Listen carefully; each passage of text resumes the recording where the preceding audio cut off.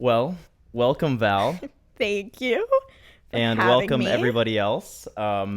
This is Show and Tell, my new podcast, and I thought, why not have Val Rodriguez? She is a friend of mine. I met her at the gym, like 2 years ago now? No, the beginning of last year. Okay. So she's a bikini competitor, social media influencer. What else do I add to the list? I feel like that's it. Okay. I don't know. Okay. I don't know. Online coach. Okay.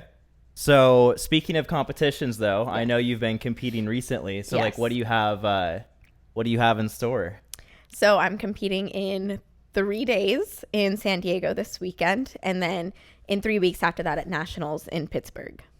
Okay. So I take it you're flying everywhere. No, I'm going to drive to San Diego, and then I'll fly Okay. to Pittsburgh. Okay. Okay. And this obviously, I don't want this to be like a negative thing, but I know you recently had a competition that you weren't as hyped about. Yeah. So can you talk about that and what are you doing moving forward? Yeah, so I've been competing for a really long time. I've been competing since 2017.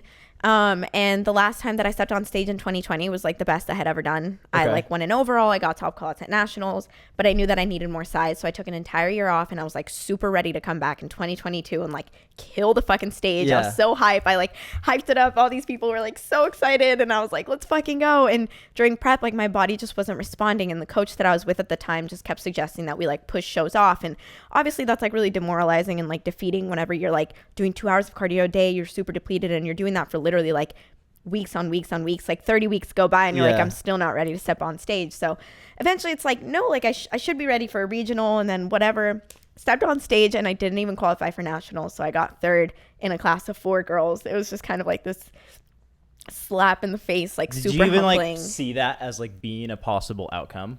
No. Okay. So I was in the hotel room with Jake and we were like trying to figure out like how he could best support me in the different possible scenarios. And I was like, best case scenario, I win the overall.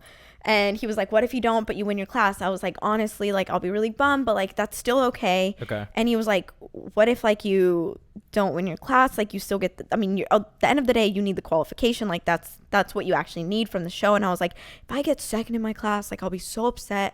I don't know how you could support me through that. We didn't even and that's my fault for like underestimating the caliber of the competition. Just having my head up my ass. Like just literally like I just got humbled. Yeah. Like I got my ass handed to me. And yeah. So we did not even consider that as a possibility. So question I want to ask. So for anybody that wants to know what you have to go through in those situations. So you said cardio for 2 hours a day. Mm-hmm. That's a lot. Mm-hmm. Take me through your routine. What's your workout split look like? What are those exercises? And what's your mindset going into a competition? What are the things that you need to do as a competitor that would separate you from somebody that just normally goes to the gym? Mindset when I show up to the competition, or mindset when I show up to the gym? I mean, kind of the mindset when you show up to the gym. Okay. Yeah. So for the majority of my prep, Because that's where you're spending most of the time, you know? Yeah. The majority of my prep, I was still doing pharmaceutical sales full time and social media basically full time. And I had a really obviously demanding prep protocol. Yeah. So I would wake up at 5 something, 6 latest, do an hour or more of cardio, depending on what my cardio was at for the day, come back, make all my meals for the day, eat breakfast, and then go to work for the day. On my way home from work, I'd sit at a coffee shop, eat a meal, and do my client check-ins, and then drive straight home, swap out my meals, and then drive to the gym. And didn't you used to do this? I mean, I know that it's kind of a hot water now, so I won't even say the name of the gym, but we both used to go to a gym together. Yeah. That for you, how long of a drive was it each way? Wasn't it up to 30 or 45 minutes sometimes? 30 minutes without traffic. Which in LA doesn't exist. And you know how we both went to the same gym and then I left that gym for a while before I came back to it before I left again? Okay, same, but yeah. In that hot window between phase 1 and phase 2 of going to that gym, I was going to Zoo Culture, which I still go every now and then. Okay. But that became my only gym, and Zoo Culture is over an hour from me. So we're talking, and my commute to work is 40 minutes to over an hour, depending on where I was going. You're doing cardio morning and night, correct? Yeah, so after my lift, I would then do cardio. So how many hours do you spend working out, and how many hours is that driving? Driving, I drove minimum 3 hours a day because my commute to work. For working out?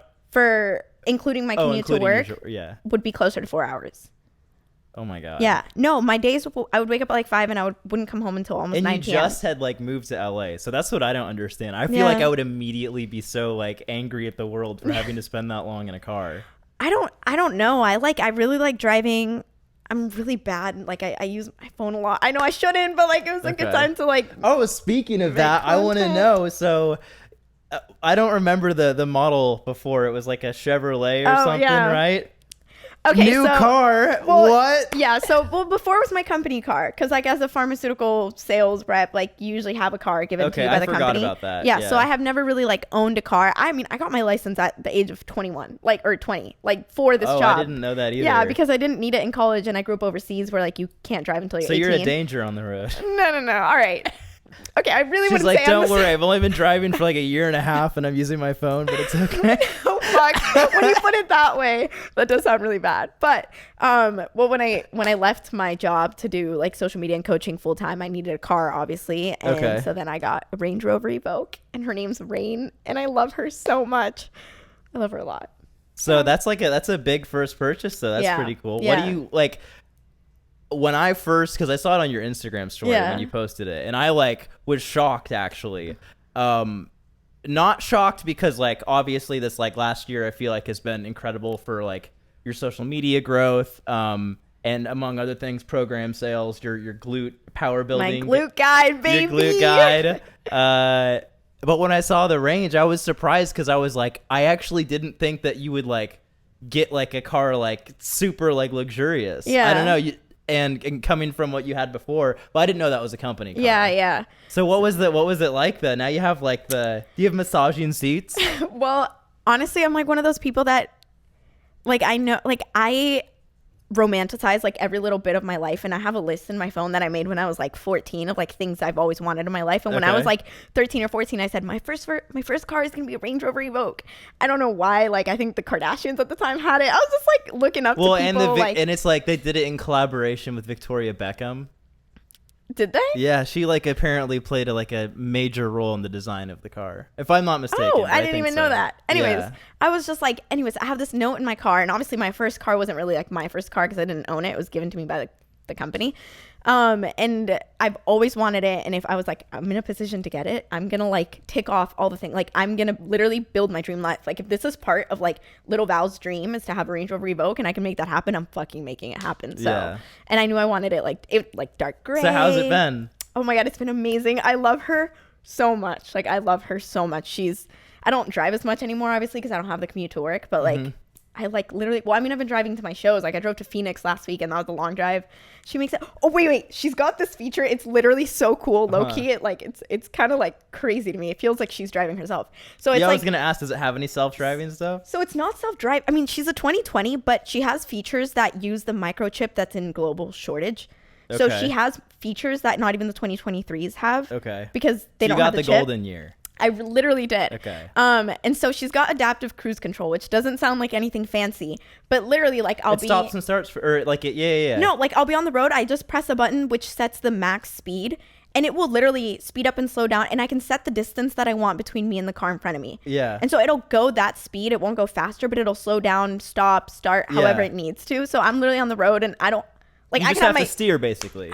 And it also has lane assist, and it will keep me in the lane for me. Okay. So like, do I really have to steer? No, I feel like people sleep on adaptive cruise control because most people don't know about it. Like I don't have adaptive cruise, but it's like basically like the next best thing. No, like when I was, I mean, it's no autopilot, but it's pretty cool. I did my due diligence. When I say I test drove like 30 different Range Rovers, I went to like so many different dealers. I was correcting the dealer, the car dealers themselves. Like they would say something, and I'd be like, no, I know this. You're telling me ABC, but it's actually because D, and you're just trying to paint it. I literally was like, I'm not. Like they would literally be like, because they see a little girl walking in, like I want a Range Rover. They're like, haha, this is daddy's money. Like this is gonna be easy. We're gonna like get so much like commission off of her, and then I like correct the fuck out of them, and they're like, oh shit. But anyways, when I was doing like going through all these different like test drives and just talking to different dealers, they would all be like adaptive cruise control. And that's one of the things that literally would just go in one ear out the other ear. Yeah. Because I'd be like, okay, cruise control. That's like so standard. But like now that I'm actually using it, I'm like, there's nothing standard about this feature. Yeah, like, no, this it's is awesome. sick. I've never owned a car with it, so I'm pretty jealous. It's really, really cool. But yeah, you have like the 2 touch screens for your dash too, right? Yeah, it's really cool. Like the main one, and the one's like the climate control and then one's one. like, well, you have the climate controls like embedded in the glass, right? But you can change that screen. Like you can play around with that so screen. Cool. Yeah, it's really cool. Yeah, my car is a little. Yeah, it also has a screen like in front of the steering wheel, and you can set it to navigation, to like digital dials, like whatever you need. That's pretty sick. Yeah. I have to get a new catalytic converter in my car. Wait, stop. My friend's catalytic converter just got stolen yesterday. Well, I didn't get stolen. I just need to replace it. But is your car being really fucking loud? Apparently you can get a ticket. No, it's not being really. Well, it'd be if your catalytic converter is like off, then it would be really loud. That'd be like straight piping your car. Yeah. Which like some people with like cars like mine do. But I think in LA you'd probably get a ticket for it. Yeah. I think apparently. In like Florida you can get away with it some places. I think you can get away with a lot of things in Florida. For sure. I don't know if you saw it, but I thought about sending it to you yesterday because I saw the funniest gator video. Oh my god, that's still your name in my phone is Alex Gator. I love alligators, okay? But there was I have to show it to you, but there was a video of like an alligator like jumping onto this guy's boat. Did you see it? And no. The alligator like hugs him while he feeds him. No shot. And I was like, how does the alligator not go for the human? No shot. Yeah. You're probably so jealous of whoever's hugging that alligator. I was like, I want to do that, but I don't know if I trust myself that much. I don't know. I've done some crazy alligator I don't know if I trust the gator things. that much. That's what I'm saying. Okay. Yeah. I don't have that much faith in a gator. I'll get close to one, but I don't know about hugging one. I still remember vividly that video of you like feeding the gator. Alex, yeah. It's Alex. You called yourself Alex Gator in that video, right? Sure did. Okay, yeah. That's why your name in my phone is Alex Gator. See, it's memories like that if I like lost my iCloud, I would just be so sad. I know, dude. How many pictures do you have on your camera roll? I bet I have more. I don't know. I have a lot. I would bet money right now that I have more. Let's see. I haven't met anybody that has more than me. Really? I don't know if I should be proud of that. Oh, God. Let's see. How many photos? What? Okay. A lot. 58,000. 169,000. Oh yeah, you got me beat. You got me beat. Wow, that's a lot. I know. I mean, I have them all the way back from 2017. I don't know how I have that much storage. Like that's whack. Yeah. Or 2016 probably. Do you have like the 10 terabyte iCloud? I've maxed out the iCloud storage. I actually do have a lot of it, but I don't think I have the max. No, I maxed it out. Isn't it like actually or 20 terabytes? I don't know. I'm really mad because I need more. Like I have to keep deleting videos. Like I'm fully out of storage. Do you use Google Drive too?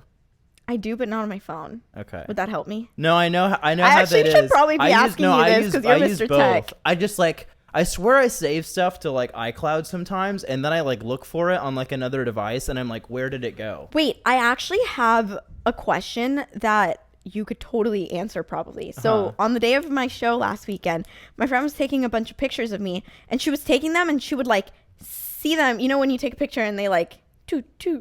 When they snap, you like see them at the bottom corner where say that again. Sorry. Okay. I need to follow this again. Okay. You know, like I'm going to take a picture right now. Okay. Yeah. You see how it pops up there? Mm-hmm. Okay? Like, you can literally see it there minimized. Mm-hmm. Yeah. So, she was taking pictures of me with my fucking cookies after my show, okay? So, like, obviously really important pictures. Yeah. And... Once-in-a-lifetime photos. No.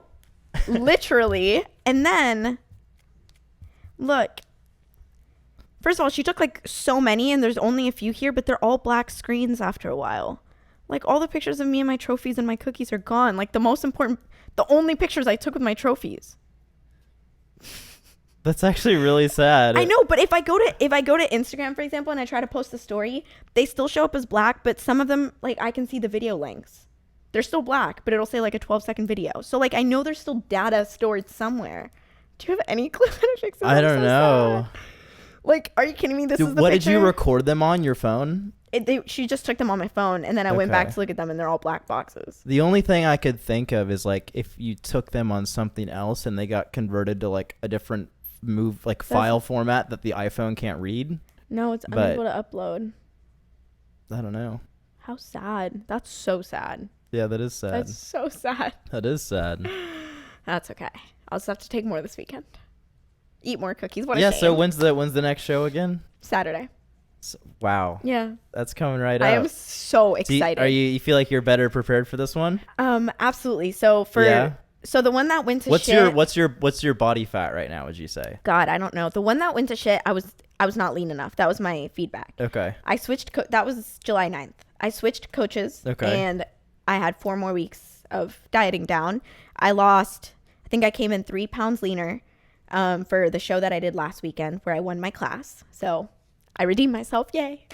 And going straight into this show. Thank you. Going straight into this show, I'm already 2.5 pounds leaner than that. Okay. So I'm definitely coming in tighter. I'm coming in better. So you're feeling good. I'm feeling good. I'm good shit. Tired as fuck because I'm so depleted. Like, I'm so depleted. Yesterday, I genuinely thought I was going to fall over. Like, I'm used to low calorie. Just from like excess cardio and low carb? My cardio isn't even that high, but dude, I don't know. Is it the deficit it's hard getting to depletion. You think? Yeah. It's like a hard depletion. Like, yeah. What are your calories at right now? Like I really should not share that because people are going to like give me shit, go crazy. Like, it's just really low. Okay, like, so really low. Don't do this. This only makes sense if you're competing. No, it doesn't even make sense if you're competing. I'm 96 pounds flat today. Like, I'm a small human being. Yeah. You know? Well, mind you, I will say, well, how tall are you? 4'11". Yeah. So also pretty short. Yeah. So yeah. Just so people don't think you're like ill or something. That's funny. Well, when I competed in 2020, my stage weight was 90 pounds. So the fact that I'm coming in like obviously still lean and shredded, but 96 pounds, that means I put on like at least 4 pounds of muscle because I don't think I'll get lower than 94, even if I lean out a little bit more. 4 to 6 pounds of muscle on my frame is a lot for a year. That shows up a lot. For a year? Yeah. That's so much. I'm so geeked. Yeah. That's why when I stepped on stage at the show that did not go well, I stepped on stage at 101. I was like, 11 pounds of muscle, it's not it. Like, I definitely have way too much body fat to lose because an 11 pound stage weight difference is not realistic. Yeah. Not if I'm coming in shredded, which I didn't. So, yeah. So, question then, and this is something that, like, I feel like I haven't even, like, asked you. It's something I've seen you post about on your story, but, like, I would honestly just, like, love to hear your take. Obviously, fitness is, like, main focus right now. It's been really successful for you for, like, especially the last couple of years. I feel like you've grown a lot. But why did you start? Like, what got you into it? Well, when I first started fitness, it was because I was overweight. And I think that a lot of people see my transformation right now and they see the recent one where I went from like being really stage lean to like getting over it and gaining some body weight to put on muscle. So they're like, oh, like she gained weight. She's like a weight gain inspiration. They never saw like the start. Crazy to me because for me to be a weight gain inspiration is like crazy because that's what I was fighting my entire life. Like the reason why I have to do so much cardio and get slow is because my genetics really fight me on fat loss. Like I'm that chubby little girl. Like I grew up, I had blue hair. The kids at school called me Blueberry. They called me Chode. Like they called me a bunch of things because I was just, I was just this little ball. But I was this confident little ball. Like I admired, little Val. I admire the fuck out of her. She was confident. She was like a theater kid, no matter what. Yeah. I didn't know you did theater. Yeah, I was a big theater kid. And then so here's like kind of like the pivotal moment in my life that I guess started the trajectory that got me into fitness. So I was an Oompa Loompa in school play and it was actually Charlie. Yeah, it was Charlie the Chocolate Factory. So I think that's why people call me Blueberry because they thought I dyed my hair to be violet. I was like, no, bro, I'm just alternative and cool, you know? I don't know. Anyways, I didn't get any main parts. I got the Oompa Loompa background character. And in Texas, well, this was when I lived in Texas, cheer is like huge and every girl and their mom tries out for cheer. So obviously I'm like, I'm trying out for cheer and it's like a big deal. Like they bring in judges from like the district, like over 100 girls try out, 12 make the squad. Like even if it's 7th grade cheer, like that shit is intense in Texas, okay? My dumbass little Oompa Loompa, like Blueberry ass was like, I'm gonna try out for cheer. And probably everyone was like, the fuck? Anyways, everyone tries out for cheer. So obviously, like I said, I did too. And I was so confident and holy fucking shit, I made the team. I've never done like a sport in my life, like anything like that. Like it was, I made the team and everyone was like, what the fuck? Because only the popular girls like would make the team. And there was even like a rumor going around when people would tell me that they were like, the only reason she made the team is so she could be the bowling ball the team would play with when they got bored. Oh my god. So like when I'm saying like it was like, what the fuck? Like traumatic high school experiences. Middle school, bro. Oh, middle school, sorry. These kids are savages. Anyways, I'm the smallest, shortest girl on the team, but I'm not the flyer because I'm heavier. you know? Okay. So being a base. So you're being a base. And not a flyer, I think that was kind of traumatic for me. And so when I retried out for the 8th grade squad and I made it again, I was super determined to be the flyer. Okay. So that kind of kick-started like just this desire to like want to get healthy and lose weight. And my parents were a huge inspiration to me too, because they're like half marathon runners. They're super fit. Like my mom like works out every single day. My dad runs every single day. So they would like, they just started packing my school lunches, and I just started running with them after school. And I lost some weight in like 7th grade. And then in 8th grade, I moved overseas to Dubai, and I just thought like, oh, cool. Like I'm no longer like the chubby girl. I'm just like a normal average. Like my weight's not conspicuous. Like I didn't think about it. Yeah. And I moved, and I didn't keep up with any like kind of healthy habits. And so the weight, obviously just given my genetics, like started to come back on. And I remember like how it felt to like be chasing a goal, like be committing myself, dedicating myself to like health in some capacity. So I was on a cruise ship randomly with my family, like on a family friends trip or whatever, and I remember just not liking putting on like all the swimsuits, or just I don't know, I just didn't like it. And there was like this all you can eat buffet as they have on cruise ships, and I just didn't like the way that I was handling myself at those. And I just decided to like use the cruise ship gym, and it was, I don't know why I remember, it was like December 27th 2013. Okay, it's very distinct. Okay, took a picture and I was like, I'm gonna start working out. And I like from that day I started my fitness journey, and I since that day in 2013, like I've not had more than 3 days without going to the gym like in a row. Like that day I just dedicated my life just like to that it. day was the day. Yeah. That's awesome. Yeah. And ever since, like, it became my identity. Yeah. That's dope. Yeah. That's really cool. Yeah. So I guess this is kind of like a strange question, but not that you were like abnormally large or whatever, but I've seen some of like your photos from when you were younger, and obviously like you're way more ripped, and muscular and all of the above. Thank you. But how do you think as like a kid, for example, because as a kid, I was always really skinny, like really skinny. So how do you feel like as a kid, like you ended up like gaining weight, and like what because you said your parents were like super supportive, so like sometimes people say like, oh, parents like don't care about their kids, and like their kids end up like super fat or something like that. So like what do you feel like was the reason for you, and like how did that change with like your parents' support? So I think I honestly think first and foremost it's genetics, because I remember I would go to my friend's house and get to eat the snacks that we didn't keep in our house, just because like it was like cookies and Doritos and like all these American like packaged snacks that we just did not like, Hostess treats, and I don't know. I remember getting so excited, and I would just watch and be like, why do they eat all this and they're literal fucking twigs? Yeah. And then I eat like grapes, and to me it's genetics. I mean, my brother also like has similar genetics to me, in terms of just being like pretty like susceptible to gaining weight. So it's definitely genetics. I know my dad grew up also overweight. My mom said she did too. She's always been fit, so I never saw that part of her, because she always like kind of mitigated that through like her actions, obviously.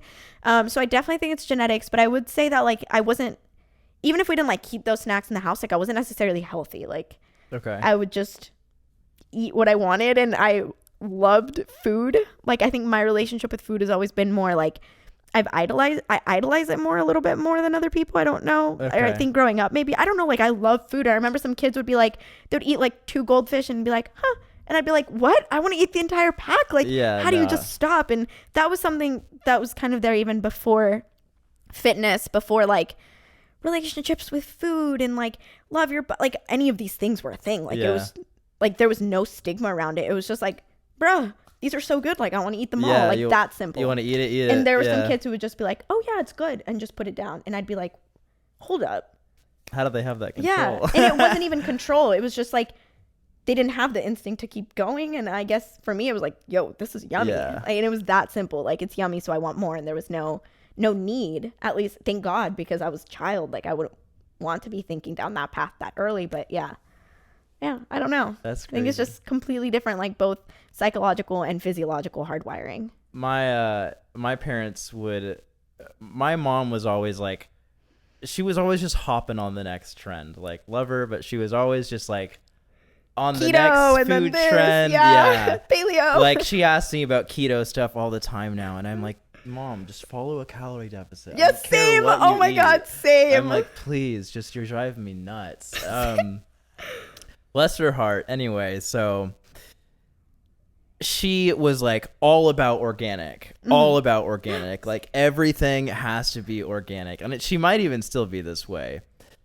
no hate on my organic eaters out there. But she just, if it wasn't organic, we weren't eating it. So like as a kid going to school, like obviously I knew you grew up in like many different parts of the world, which I would love to ask you about. But when I would like go to school, nobody like people would like trade lunches. So like if you had like Gushers and somebody had like fruit by the foot, your food, nobody wanted my food ever. So like not only was I not cool already, nobody wanted to trade with me because like all I had was like organic applesauce and homemade like peanut butter and jelly sandwiches, which like, hey, you know, it's food's food. But like back in the day, like I was definitely like trying to get on the Gusher gang. Like, Mom, please pack me something cool. So I became friends with this kid named Austin. He's one of my best friends back home. And as a kid, he was my neighbor. So I think this is like 3rd or 4th grade. I would go over to his house and I would wear my hoodie and I would go into his pantry, and when his mom wasn't looking, I would stock up my hoodie or like jacket with just like Gushers, fruit by the foot, like Doritos, all the stuff my parents wouldn't get me. And I would just stock up and just like live. And then I would go home and like play RuneScape and eat food. But one day his mom caught me. No. Yeah. What is she goes, Alex, empty your pockets. No shot. She's like, are they starving you back home? That's what she asked. Like, I think she was like mad at first, obviously, because I was stealing all of her Gushers. But then I was like, yeah, my mom just buys me organic food. And then she like felt bad. I'm sure she starts like packing you like little care packages after that. So that's such a mom thing to do. Yeah, I never got to have like all the really dope things as a kid. It wasn't until I got my license. Like once I was 16 and I had my license, I was like, all right, I'm eating the worst food I can. That's like a whole part of my like childhood that doesn't exist for me. Like the turning 16, getting your license and like doing all that, like that just doesn't exist in my life. But I can imagine how that would be super conducive towards getting to eat whatever you wanted. For sure. Yeah. No, that was like the start of independence, was like having a car and like having a license. So you live in LA now. Yes. You've been here for 2 years, almost 2 years. Few weeks short of 2 years. Yeah. I've known you like almost your entire time. Almost being my there. entire time here, like that's a year crazy. and a half. Yeah. Where did you move from last? It was Philly, where I went to UPenn. Okay. Yeah. Where else have you been? I know you grew up in different places. So tell me, where have you been? How did you end up here? So I was born in Venezuela. Okay. In South America, where I lived till I was 4, and then we moved to Miami for a year. Okay. And what's the reason for the move? My dad's job and political turmoil in Venezuela. Gotcha. And my dad went to pursue, like, we came to America on my dad's student visa. Okay. He got his master's at FIU in order to, like, pursue a job here. He works in oil, so petroleum engineer. So Miami for a year while he got his master's or finished it or whatever that situation was, and then moved to Texas, just outside of Houston for 8 years. Okay. So I did elementary and middle school there. And then my dad's job relocated him to Dubai. So in 8th grade, I moved to Dubai, where I finished 8th grade, and I went to high school there. Okay. And then I graduated from high school. So tell me about that. That's like, for people, like, I know you grew up in Venezuela, but by the time you went from Houston to Dubai, you said, right? So like you'd been in the States for a while then, like pretty years. Like acclimated to American culture, I feel like. So what was that transition like? Honestly, it was like the best thing ever. I think kind of like the emotional place that I was in when I left Texas played a huge role, just because like, I mean, I described the middle school experience that I had in Texas. Like I wasn't the most loved. Yeah. I wasn't the most like, you know, so, I didn't realize that was Texas. That makes sense. Yeah. Big, like just big public school vibes. You know what I mean? And I was just kind of like in a place where I was like, at first really hesitant. And my dad was like, you're going to love it. Like, there's all these like kids there, like it's super international. And obviously I went to an American school there. It's like a private American school. There's no such thing as like a public school, because that's for the locals, for the Emiratis. And you can't go if you're not Emirati, which I'm obviously not. And then I'm guessing they speak Arabic. Arabic. Yeah. But everything is either in Arabic or English, so you do not need to know. Do you understand Arabic? No. Okay. You do not need to know any. Like every sign is in both languages. Like truly English is the main language for all intents and purposes. Okay. So when I moved there, it was much smaller. Like I went from like a class of like over 1,000 people to a class of like 100. And I guess they don't get like new kids in the middle of the school year that often. And so I moved there. And when I got in, I was just so well received. It was smaller. It was more intimate. It gave you more, like, the class size gave me more of an opportunity to, like, establish my identity, because I wasn't just like a fish in this, like, giant ocean of like random, like, stereotypes and I don't know, kids. Like, it was just like everyone intermingled. It was super international. Like, things that kind of mattered in Texas, like, didn't matter there. Like, ethnicity, religion, like, different things, like, it just didn't matter because everyone was from, like, different pockets of the earth. Like, it felt like genuinely diverse. Yeah, the biggest hierarchy there, which wasn't even a hierarchy because not unfortunately, but more people were, like, on an evil playing field, I would say, is, like, wealth. Okay. Was something that was more like, bro, she rich, not like, oh, she's blonde. I don't know, like, random different things that might establish a hierarchy in Texas. Like, here it was maybe wealth, but even then, like, everyone was kind of on an even playing field. So it was just more extra cool if somebody had like, because wealth is, like, a big part of, like, culture in Dubai, I guess. Well, I was gonna say, like, obviously I don't know, but, like, I would assume that, like, in a position like that, most people are probably wealthy. I mean, most people, like, if you're comparing to baseline, yes, but I would say, like, a lot of, like, my family included, and a lot of the people in, like, my friends in Dubai, it's not like we moved there like, oh, you live in Dubai, you must be, like, hella fucking rich. It's like, no, like, my dad had this, like, he has the same job he had in Texas. They just relocated him to Dubai. Like, he's an expat, which means he's an expatriate. He's a U.S. employee working for a U.S. company, just happens to be operating overseas. So, like, U.S. taxes, U.S. income, like, everything it's literally just, like, your geographical placement is overseas, but for all intents and purposes, everything else. I mean, there are certain, like, benefits with an expat package when it comes to, like, employment. So if you ever, like, I'm getting way too into logistics, but, like, expat packages usually come with, like, benefits. Like, my schooling was free because it's a private institution. So when my dad's company says, we're moving your entire company. No. Oh. My private high school education. Oh, okay. Because if not, that would have been out of pocket, and it probably would have been the same as, like, a U.S. college education. Like, I don't even know. But, like, obviously if my dad's company is not forcing him, but saying, like, hey, we're relocating you, like, they can't just be like, oh, suddenly you have to pay, like, 50 to 70K a year for your daughter's high school, like, yeah, that's ridiculous. And your son's, like, so things like that are included. Certain, like, housing stipends and transportation and stuff like that. But for like the majority of the situation, like, wealth wise, like, it's the same as, like, if I lived in Texas, like, same, like, but my dad has, like, he worked really hard, he has a really good job, so I'm not, like, so I would say, like, everyone is on that similar level, like, definitely, like, middle to upper class. So I kind of got sidetracked a little bit. From Dubai, yes. How did you end up where you are now? So you went from graduated Dubai, high school, got into Penn. Okay. Then went to So you went straight from Dubai to Pennsylvania? Yes. Okay. By myself. Like, obviously my mom moved me in, but then she said, see ya. And I was, like, in an American college, an American social scene, like, things that I was not used to at all in Dubai. Like, the house, like, everyone came from, like, operating the same way. Like, house parties operate the same way, and all of America, like, high school parties, like, more or less high school drug scenes, like, all these things that I was just like frats, things that are embedded into the American culture that I got there. And I was like, Mom, I don't like this. Like, that's culture shock, huh? And it's weird because it's not like I've never lived in America. Like, I grew up in America. Yeah. But I just didn't have that, like, you weren't, high like, school exposed upbringing. To that part of it yet, really, huh? So that was just, like, I did not like it. My first semester at Penn, I was like, I hate this. Like, I want to leave. And that's why I was like, I'm graduating early because I want to get out as soon as possible. So obviously that kind of, like, really strong bias against it all definitely, like, softened and went away over time. But, like, I still had set myself up on that trajectory to graduate early. So I still did that. But it was less so motivated by wanting to get out of Penn because I didn't keep hating it as I stayed there. But it was motivated by other reasons, I guess. But I ended up liking it. It was just, like, a shock. Yeah.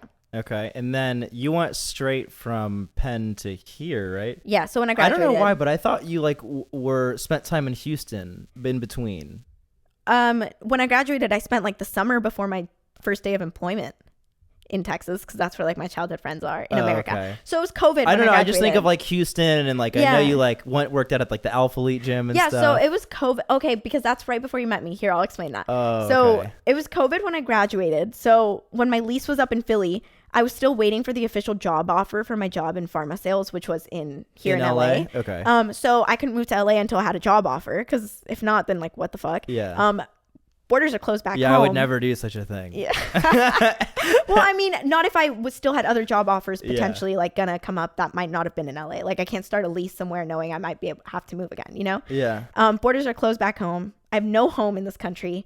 my lease was up. I have no car. I don't even have a license. So I was like, I'm going to put myself in a storage and go pool with my friends in Texas because they're the only people in this country that I have. Literally. Yeah. Like my brother, who was also staying at a friend's house because we were both in the same situation. Borders back home are closed because of COVID. So I spent the summer there. I got my job offer while I was there. I mean, my best friends in Texas, Brittany and Jenny specifically, like they're like my siblings. So, I mean, I would be homeless without them. But when I eventually moved to LA, I spent half a year here before I knew you, just working, and I did my other prep, my 2020 prep, whatever. Then the holidays came, my parents came to visit me. Then we went back to Texas and because we had an apartment there. Okay. And I spent the holidays there, and because my job is still virtual, I stayed there till like February before I came back again. And that's why you think that I live in Texas. It's because I overstayed my holidays in Texas in the apartment. That makes sense. Okay. That was like a really long-winded explanation. Have you been to Alpha Land yet? Alpha Land? No. Yeah, neither I think I'm going this month, but yeah. Oh, for real? I think I want to finish out the rest of my prep before nationals. Just like my brother has a 2-bedroom apartment like to himself. So there's a spare room. Okay. And I just think I want to spend the rest of the time just like with family. Like I'm kind of like starting to get lonely here, if that makes sense, just because I don't socialize when I'm on prep and my routine has become very monotonous. And it's very much like now that I do social media full time, it's very much just like me, my computer, my phone, and the gym and the car. Yeah. And I feel like just even having like, and my roommate's on Love Island, so I don't have like a roommate right now. That's hilarious. Yeah, I know. That's really funny. Sydney, the ginger. So I don't know. I just think it would be nice to be surrounded by like my childhood best friends that are like family, my brother, and just have like a little bit of a support system without it being like I'm socializing, because it's really hard to like socialize on prep, with like the schedule. Yeah. Well, I got a couple last questions for you, and then I'll let you go because I know you have to leave here soon.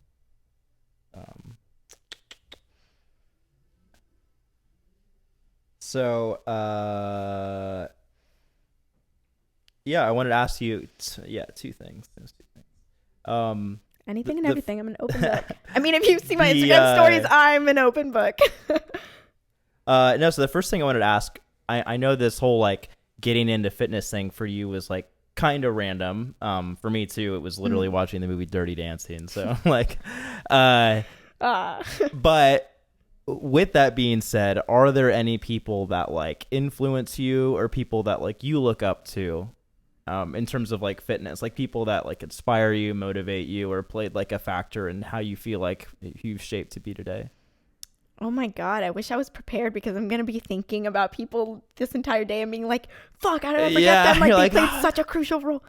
In terms of influencers, like I'm going to start at the most superficial level. Like Nikki Blackketter was the first fitness influencer that I followed. She did competitions back then. Yeah. She was like, it was in the Tumblr days when I started my fitness journey. So it was like those typical like Tumblr posts of like abs with green smoothies. Like I started with like Kayla Itzeen's like bikini boot camp guide after... like very I had early. no idea who she was, and now I've been seeing her ads everywhere on my Instagram. Oh my God, is she still going? I didn't know. She's like the Sweat app, I think, right? Oh, she's on that. Yeah, you're right. I think she's the co-founder or something. That would make sense, because like she started with a huge... Don't quote me on it, but I think so. So it was Nikki Blackketter back when she was dating Christian Guzman. So it was like literally early days, and I would just watch YouTube. I would watch Emily Hayden a lot. So we follow each other. I really I like them a lot. So it was like back when she was like before she got her pro card. Like I remember when I was on prep for my first competition, I watched the video of Emily getting her pro card, coached by Paul, which was my previous coach for 4 years. I remember just crying. My mom and I told her, Mom, watch this with me, and we just sat there. I was like 4 weeks out from my first competition, and I remember just crying, like moved by emotion, being like, I want that to be me someday. So those are like my early fitness like social media influencers that really got me into it. But in terms of like people in my life, holy shit. I had a cheer coach that I really didn't like, that made me feel like shit about myself, which fueled a lot of like me wanting to like lose weight to like be a flyer. So that was like in a very twisted way, like an influence on me, like whether for better or for worse. I mean, at the end of the day, I guess for better. My mom and my dad definitely just like, they're the type of people that are like, Val, what do you want to achieve? How can we help? So I remember growing up, like it was hard for them to like have family members or family friends like make comments about my brother and I's weight, because they would, be like, hey, do you like, are you sure you need like a third or fourth cookie? Like they wouldn't say it like that, but the moment they would say something like that, we would flip our shit. Like it's just like an internal like, are you serious? Like, it makes you want to eat like 10 and it makes you want to stuff your face in front of them. Like, I don't even know how to explain it.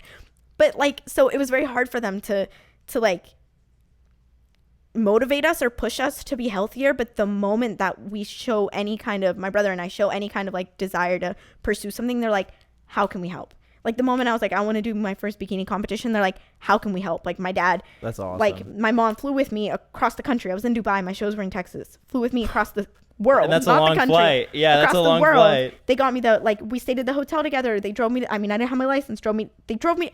Growing up in high school, I did not have a license. So when I say I would come home from, I did 4 sports in a 3-season year. So like I had practice in the morning at 5 a.m. I had practice after school. I made my mom drive me to the gym, whether it be 8 p.m., whether it be right after school. Like they're literally like, where do you need to be? What do you need to do to like achieve whatever you want to achieve? And how can we help? And so like when I say I would not be able to do anything in my fitness journey without them, like literally physically, like they would mobilize me to achieve my goals. I remember my mom would pick me up from school, and if I told her I was deadlifting that day and I really needed a Krispy Kreme donut because of the way that the glucose was going to fucking like metabolize, and then the sugar and the GLUT4 transport proteins and the insulin spike, like I would tell her this shit. She would pick me up from like gate 4 at ASD, and she would have like my one Krispy Kreme donut, and she'd be like, all right, I got it for you as fresh as I could because I know you need to eat it at a certain time. Like they're literally the most supportive motherfuckers on this planet. So definitely would be nowhere without them. Like just, I know you're still timing your meals all the time. Yeah, no, meal timing is like my shit. Yeah. But yeah. So definitely my parents, just from the way that they isn't it like, what do they call that? Do you do it because of like the optimized, like, okay. Yeah. So what is it? Thermogenics? Isn't that what it's called? No.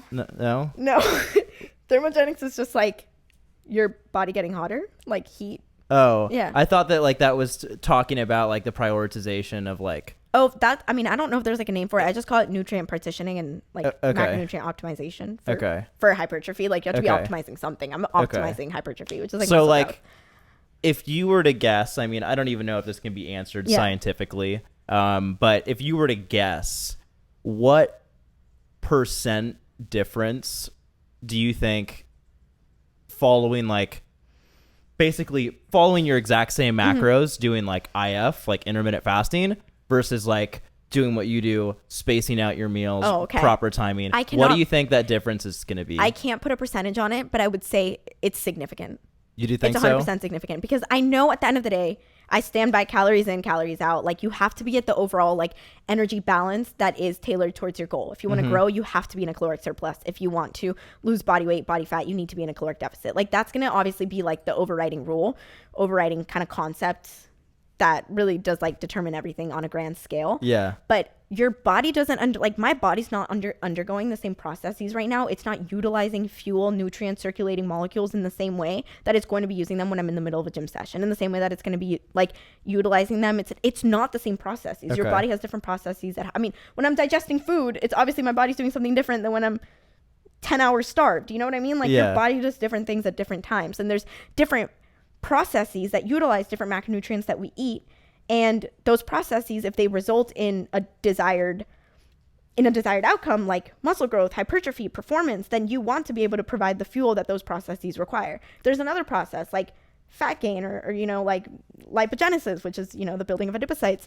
You don't want to optimize that if you're trying to lose weight. You don't want to provide the fuel for, so it's like different things like that. Like I really, really do think it matters. Like if So kind of what you're suggesting is that like either way, like the foundational rules apply: calories in, calories out, calorie surplus, calorie deficit. But you think that beyond like proper timing can create a very significant and observable difference in like your physique and the way you feel? Yeah. Okay. So I'll give you just like an example. Because I know there are people that like swear by IF, for example. Yeah. Well, the reason they probably swear by IF is because IF is not. It's not like a diet. It's something that might be more compatible for somebody who's just psychological habits, like the way that they view food, the way that they schedule their time, that allows them to adhere to their overall caloric goal better. Yeah. So like if it's hard for them to stay in a deficit, but doing intermittent fasting allows them to like less miserably be in a caloric deficit because they get to have bigger meals and just later in the day, then the only reason it works for them is because they're adhering to a deficit. Well, and like that person, for example, and like I'm not speaking on behalf of all of them, obviously, but like that person, for example, like might be doing it for like the lifestyle change and not for a competition. So like if they're still getting the result and that seems to be like a better recipe for them. Right. Because like I know for me, when I've tried to do the multiple meal thing, which like I kind of do a combo of both. I try to like prolong my first meal essentially as long as I can, because like I'm somebody that like I feel like I have such an inner addiction with food that like I have to have an incredible amount of willpower to stop eating. And so if I try to eat like a whole bunch of small meals and I'm just never full, I'll just eat all day. Right. So that's exactly what I'm saying. It's like IF or different things like that is what allows you to best state your deficit. Because if you didn't, you know, maybe push off your first meal, then you would just be like, bro, I'm fucking hungry, or like I already ate all my calories too early in the day because I didn't stop eating soon enough, or I just grazed, you know what I mean? Yeah. So it's like a mechanism to allow you to adhere to your deficit. Assuming that you can adhere to your like daily caloric goal, once you have that daily caloric goal, those macros for the day, is there a way to divide them more optimally? Yes. Okay. Does that matter if at the end of the day you're going to try to divide them into small meals and you're going to like, not you, but like anyone is going to like not be able to actually stick to the small meals? No, then it doesn't matter. Yeah. Then it's way more important for you to stick to your, like I said, that's going to be king, is your daily caloric intake kind of being tailored towards your goals. So if you can adhere to that, whether it be big meals, small meals, then you can go one level deeper and say, okay, how can I further optimize this? And that's where meal timing comes in. Okay. And so, for example, when your muscle breaks down muscle glycogen in the middle of training, it's going to break it down from glycogen into glucose. And glucose is like the immediate energy source for movement, for hypertrophy, for everything. Like the energy for your body, like the first and foremost energy currency is glucose. And when your body breaks down muscle glycogen, it does not have the ability to transport it out. It only has the ability to use it intramuscularly. Okay. Whereas like circulating glucose can go anywhere. Liver glycogen can be broken down into glucose and then circulate. Muscle glycogen can only be broken down and used locally. So when your body breaks down muscle glycogen, it needs to be replenished because you want to make sure that you always have muscle glycogen stored so that your body can keep using glucose for energy so that you can perform your best. You don't want, like, say you're at the gym and you're doing like a set of 12 and you fail at 10 ketosis or something, and you and you fail at 10 reps. Like, are you failing at 10 reps because your muscle gave out or because you didn't have adequate fuel available for it? You know, you don't want fuel to be the limiting source. Okay. So in order to replenish that muscle glycogen, you need to get glucose into the muscle. And so your muscle has GLUT4 transport proteins that are responsible for bringing in glucose, but they don't live on the muscle membrane. They're actually like hidden inside the muscle membrane, and only 2 different stimuli, well, technically 3 different stimuli can actually induce the translocation of that transport protein to the membrane of the muscle to allow glucose to come in. Are you following? I'm trying my best. Okay. Okay, so one of them, which is irrelevant, is metformin. It's for diabetics. So I've taken chemistry for a while. Okay, it's biology. Well, I mean, there's some chemistry. Okay, yeah. So, the other is exercise. So exercise induces your body to move those transport proteins to the muscle so that glucose can come in. Mm-hmm. The third stimulus is insulin. So if you ever have an insulin spike, it's also going to trigger the translocation of those transport proteins to bring glucose in. Which is why you do your little gummy. Which is why I do my gummy. Which is when you met me, I was like eating my gummies. Which is have you retired from that? Well, I don't have enough carbs to like use them on gummies, but that's why I do my turkey rice banana salt bowl. Okay. You know, my TRBS. I just do the little dextrose. That's my thing. Okay, see, that's fantastic. Yeah. That's literally straight glucose. So any simple sugar is going to give you an insulin spike. So when you're working out, you're going to upregulate the number. Monosaccharides. Yeah, you're going to upregulate the GLUT4 transport proteins on your muscle, which allow you to bring in more glucose, which allows you to have a more efficacious workout because you have more glucose and ability to repair muscle glycogen, you know, better. Like, you're upregulating the rate of bringing that in. So say my daily intake requires 100 grams of carb. Like, that's just like, say the 40 grams of gummies ain't worth it. Okay, no. I'm saying, like, for easy number purposes, say my daily intake is literally 0 fat, 0 protein, 100 carb. Okay. I could eat, theoretically, according to calories in, calories out, I could eat the 100 carb whenever, right? Sure. Like, theoretically, we're talking like that's what matters. Okay. Yeah. So I could eat them at rest, at base, and what that's going to do, it's going to spike my insulin. Insulin also spikes also stimulates lipogenesis. So some of the 100 carb might get stored into adipocytes, which is stored into fat. Yeah. Some of it might go into the muscle. Some of it just might circulate. Cool. If I take the same 100 gram of carb and I consume them all when I'm working out, when my GLUT4 transport proteins are already upregulated on the muscle membrane, more of those 100 grams of carb are going into my muscle than they would be diverted to other processes, to other storage sites. Yeah. So it's like, yes, you know, to me that does seem like the obvious example, which I do think is a good one, because like I think that's like observable, especially like because it's people always talk about like insulin spikes with working out like before or after, and but I guess that makes sense when you put it that way. But that applies for like all other macronutrients then too. Yes. So you want to keep your fats low surrounding your workout, because you don't want digestion to be a thing when you're working out. You also don't want to slow, like fat will slow digestion, which will lower the insulin spike. Yeah. You want protein to be moderate. Like hurt nutrient uptake then essentially, right? Yes, absolutely. It's going to slow nutrient uptake at a time that you want it to be like so as question efficient as possible. Then I'm a big like smoothie fan, for example. I love my smoothies. You do love your smoothies. Well, some of them were... Jake sends me some of your smoothies sometimes. He's like, this looks good. They're fire. One of them I made was kind of trash, but the rest were really good. Okay, they all look really good. So they were good. The only thing is with smoothies, like I do like to have like seeds in them, for example. So I've always wondered about that, because like if you want to like prioritize that nutrient uptake, you don't really want a lot of fats to be in there. But if you're adding something like peanut butter and seeds, like that's inherently going to be the case. Yeah. So like how big of an impact do you actually feel like that has? It completely depends on when you're consuming the smoothie in relation to your training window. Like an hour after my workout. After your workout is not as important as before. Okay. In terms of the fat intake, like if you had to pick between putting nuts in, say you're only eating smoothies all day and you had to pick between putting nuts and fats in your pre or your post, I would say 100% put it in your post workout than your pre. How much does it affect post workout? Not as much, but at the end of the day, you want to maximize the window when your process is still in that like upregulated state of glucose uptake into your muscles. Okay.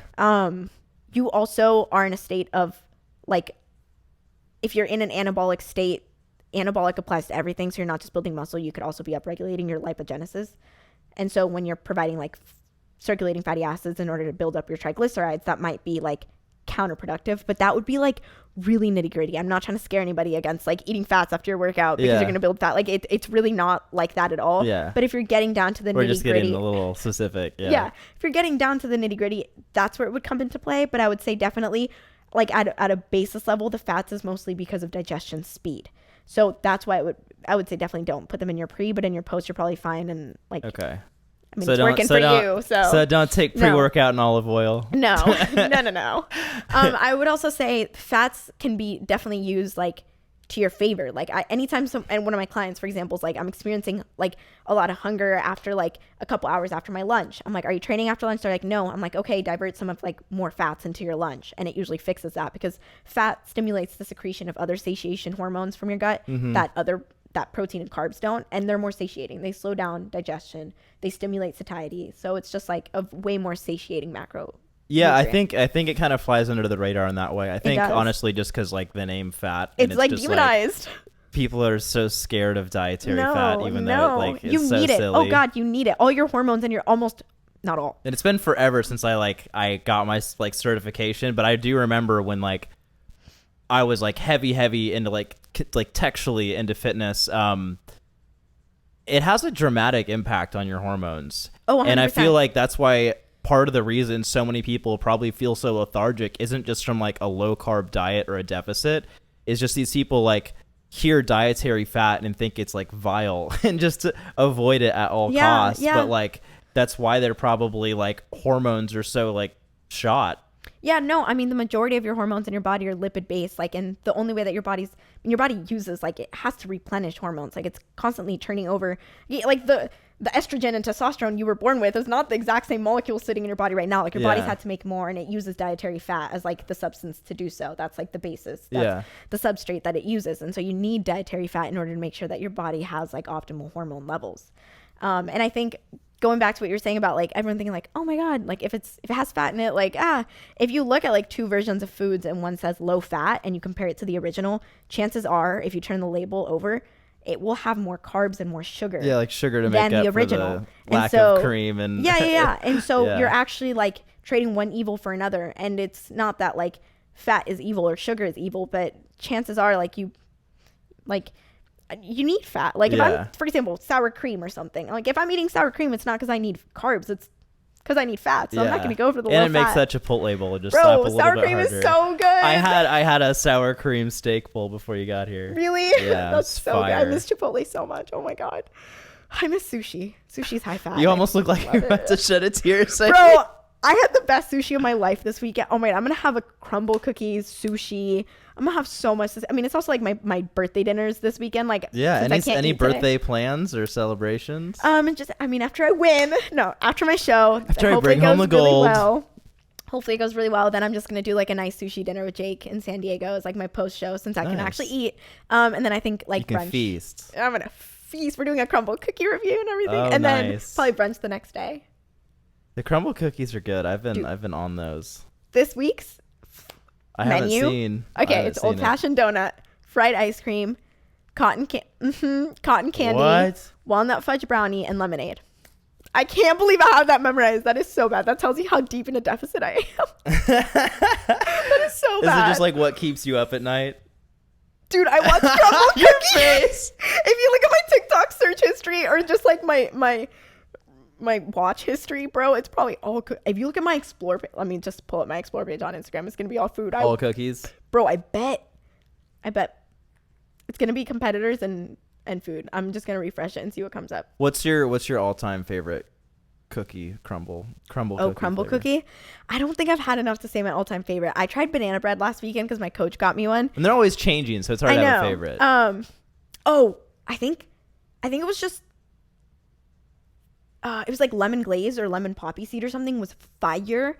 And then the s'mores was really, no. I know what it is. It's caramel coconut something. Okay. It was a chilled caramel coconut. I haven't tried any of the ones you've said, actually. Oh my God. So good. And then also the banana bread from last weekend was really good. Okay, honestly, it's not that much food. It's a lot of sushi, if I'm being honest. And cookies. And then fit people. There it is. More food. I just refreshed it. Yeah, there you go. It's fit people and food. That's my entire explore. I mean, honestly, that's pretty much mine too. Yeah. And some like tech stuff and some like random like expensive guitars I can't afford. Yeah, mine had cars when I was buying my Range Rover. It was like all cars. Evokes like different wraps or something. Yes, I thought I was gonna get it. Did you think about wrapping it? When I thought I was gonna buy one that wasn't gray, I was like, I'm wrapping it because I refuse. I'm like, I want a gray Range Rover and I refuse to settle in this life. Like I really refuse to settle. And I was like, I'm going to wrap it. I almost bought one that had like chrome detailing. Like the Range Rover was in chrome. Like the letters was in chrome and not in black. I already had 3 different quotes from 3 different like car detailing to get them done. To get the chrome blacked out. That's funny. Austin rims blacked did that out. for his Range. I had already bought tires, not tires, wheels. For a car that I almost bought. I had already bought the wheels because I was like, no way am I doing these silver ass. But like, I knew the car I wanted. I was like, I'm not settling until I actually found the one I have, which had everything I wanted. You're loving it though, huh? I didn't have to customize it. I love it so much. Her name's Rain. I already said that. Oh my God. I'm so obsessed with her. Yeah, that's amazing though. Yeah. Well, anyway, I know you had to get out of here, so we're kind of past our time a little bit. We're wrapping it. I'll let you get to it. Thanks for having me. Thank you for having me. Thanks for sharing your story, and good luck at your Saturday new show. Yes. Thank you so much. That's big. Let me know how it goes. Oh, I will. I'll blast it up Instagram as I do with everything in my life. Yeah. And speaking of which, where can people follow you? So it's VallFitt, VallFitt. Nice. Yeah. Everywhere? Everywhere. Every frickin' where? On the back of my shirt. Everywhere. Nice. You got any merch people can buy? Yes, I do, actually. I'm wearing it right now. She's wearing it. We can do hard things. So this is my trademark. We can do hard things. And then I also have another one that says no pussy shit, which is my other common law trademark. I didn't have it actually trademarked. Which I'm guessing, didn't the gym we used to go to love that phrase so much? They put it on the wall. They put it on the wall. Yeah. So sad. It's a great phrase. Maybe one day we'll have a new gym. I think I still need to cancel my membership. I'm just really scared to go in and cancel it, if I'm not gonna lie. Yeah, my roommates went through the same thing. Yeah. I think, yeah. Luckily, my card got declined because of New York, so I didn't even have to cancel it. Oh my God, that was whack. Because I had to get a new debit card. That was whack. Oh my God, I should do that. We'll talk about that another time. Yeah, I should just cancel my card. That's so smart. I might do that. I don't think I have anything else on that card that I need recurring. Anything else you want to say? No, just thank you for having me. Yeah. Yeah. Well, I want to have you on again too. There's honestly more questions I have. Yeah, I feel like there's so much more that we could talk about, especially like I just don't ever shut up. So definitely. Well, catch you there next time. Thanks for coming. Thanks for coming to Show and Tell.